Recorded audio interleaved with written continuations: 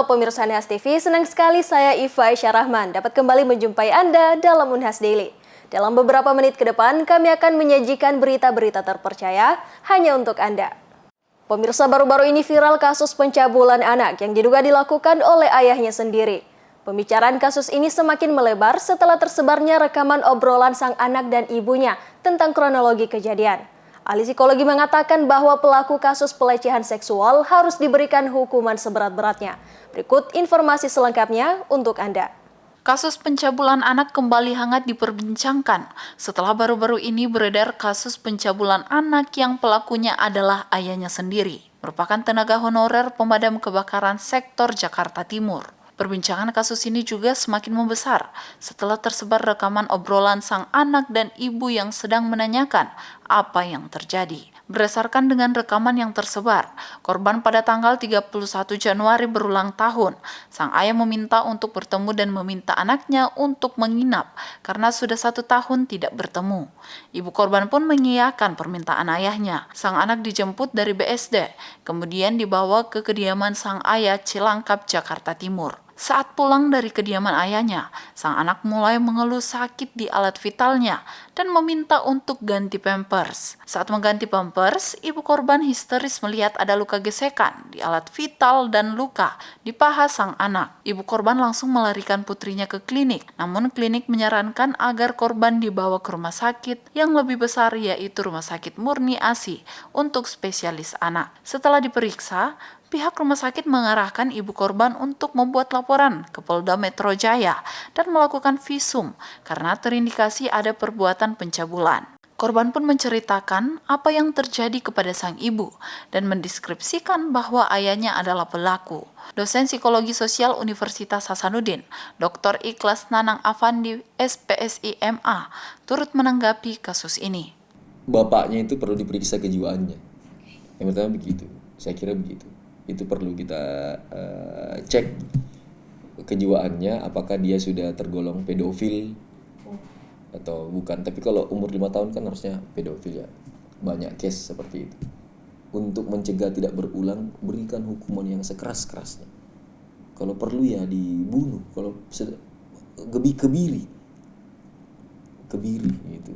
Ya kalaupun kau bilang tidak mampu, kan alasannya itu banyak tuh. Ya istri yang tidak mampu lagi segala macam itu.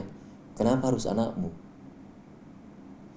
Itu logiknya kan begitu. Kenapa kau harus anakmu yang harusnya kamu proteksi, kamu lindungi, kamu rusak masa depannya, kau habisi segala macam. Itu saya kira itu tidak ada ruang untuk itu. Paling sederhana itu dikebiri. Harus dikebiri, harus dihabisi tuh orang-orang tua seperti itu. Dan saya kira tidak ada yang tidak memenuhi rasa keadilannya masyarakat manapun tuh. Ketika kita berlaku keras sama orang-orang seperti ini, penjara itu tidak cukup. Penjara tidak cukup untuk manusia-manusia seperti itu. Meskipun sulit, saya itu bukan pesimis ya, tapi saya realistis. Saya realistis. Meskipun sulit, makanya untuk kasus seperti itu cegah memang nih. Jangan memang nih terjadi. Caranya tuh deteksi dini, edukasi orang tuanya. Jangan merasa baik-baik saja, ini bom waktu, ayo kita terapi. Dr. Ikhlas mengungkapkan bahwa kasus kekerasan seksual masih banyak terjadi karena melibatkan jalur damai, di mana yang menurutnya jalur damai tidak bisa diterima, mengingat nasib dan trauma pada korban. Dan perlu Anda tahu, trauma yang paling susah dihapus itu trauma psikologis terkait dengan seksual. Tapi trauma karena sexual abuse, sexual harassment, sexual assault, yang main-main. Menetap gitu. Tidak ada orang yang bisa survive karena diperkosa. Tidak ada. Belum ada sejarahnya, setahu saya. Jangankan anak kecil ya, orang besar diperkosa, diruda paksa, kemudian normal hidupnya, tidak ada. Kacau hidupnya itu. Kacau. Seseorang korban perkosaan itu habis secara mental dan selesai. Itu tidak akan pernah bisa sama kehidupannya. Apalagi anak-anak, mungkin masih ketawa-ketawa aja, tapi sekali dia merasakan itu dan memberikan goresan, aduh ngeri. Kini pelaku telah berhasil diamankan oleh Polda Metro Jaya dan kemudian dilakukan pemeriksaan kesehatan untuk penyelidikan lebih lanjut. Sarah Sabita Suceng, Iva Aisyah Rahman, Unhas TV. Pemirsa, pada 3 April 2024 kemarin, Balai Besar Penjaminan Mutu Pendidikan Sulawesi Selatan melakukan kunjungan kerja ke PT Hadin Media Nusantara atau yang lebih dikenal dengan Unhas TV. Kunjungan ini dilakukan untuk menandai langkah penting dalam peningkatan mutu pendidikan di Sulawesi Selatan. Berikut berita selengkapnya untuk Anda. Kunjungan yang dilakukan oleh Balai Besar Penjaminan Mutu Pendidikan Sulawesi Selatan ke Unhas TV merupakan langkah awal kerjasama dengan tujuan untuk meningkatkan kualitas pendidikan di Sulawesi Selatan. Dalam kunjungan ini, para perwakilan Balai Besar Penjaminan Mutu Pendidikan Sulawesi Selatan diterima hangat oleh tim pimpinan Unhas TV serta kru yang ada. Selama kunjungan, berbagai isu strategis dibahas, termasuk evaluasi kurikulum lokal, pengembangan program pembelajaran yang relevan dengan kebutuhan daerah, serta penguatan pelatihan bagi tenaga pendidik. Untuk pendidikan, kalau kami sebenarnya dari Balai Besar Penjaminan Mutu Pendidikan, kami fokusnya ke mutu pendidikan terutama Provinsi Sulawesi Selatan. Untuk saat ini Kementerian Pendidikan dan Kebudayaan berfokus untuk meningkatkan mutu pendidikan di semua jenjang, mulai dari PAUD sampai dengan tingkat menengah.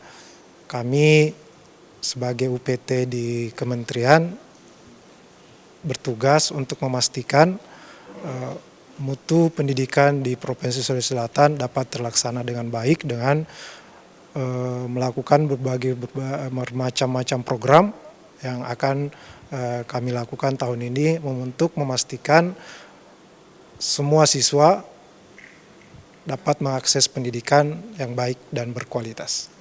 Andi Amrulang menyampaikan bahwa Balai Besar Penjaminan Mutu Pendidikan Sulawesi Selatan bertugas untuk memastikan mutu pendidikan di Sulawesi Selatan dapat terlaksana dengan baik dengan melakukan berbagai program yang akan dilakukan tahun ini untuk memastikan semua siswa dapat mengakses pendidikan yang baik dan berkualitas. Ia juga berharap Balai Besar Penjaminan Mutu Pendidikan Sulawesi Selatan bisa terus berkolaborasi dengan Unhas TV dalam mencerdaskan kehidupan anak-anak bangsa ke depannya. Untuk evaluasi dan kinerja terkait dengan mutu pendidikan, kalau di Kementerian Pendidikan itu kita dikenalnya dengan rapor pendidikan. Jadi di rapor pendidikan itu dapat kita lihat bagaimana mutu pendidikan baik secara nasional maupun secara lokal atau secara regional Sulawesi Selatan. Di Sulawesi Selatan ini terkait dengan rapor pendidikannya kita bisa lihat bagaimana terkait dengan tingkat literasi, numerasi, bagaimana tingkat iklim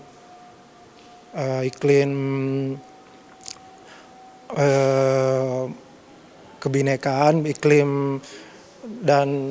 iklim terkait dengan situasi keadaan di sekolah di setiap satuan pendidikan.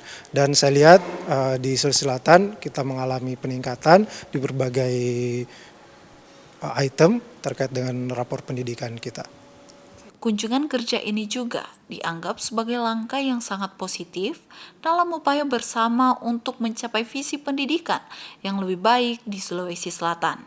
Dengan sinergi yang kuat antara lembaga pendidikan dan lembaga penjaminan mutu, diharapkan mutu pendidikan di Sulawesi Selatan akan terus meningkat, memberikan manfaat yang besar bagi pembangunan daerah dan negara secara keseluruhan.